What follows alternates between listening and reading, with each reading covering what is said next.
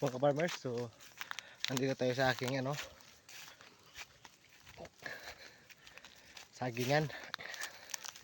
So pakita ko sa inyo mga ka-farmers yung aking saging na wala pang isang buwan ay tinanim, pero may bunga na siya.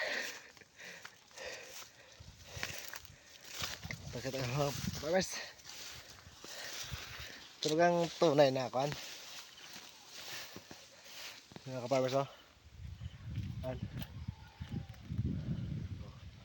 Wala siyang dahon, so tatanggalin natin tong puso.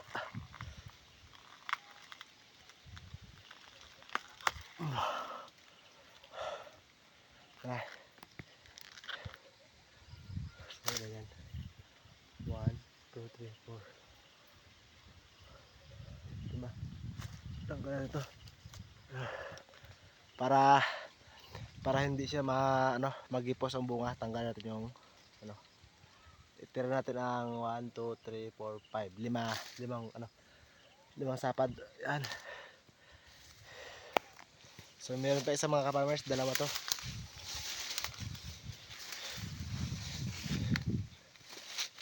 Ito.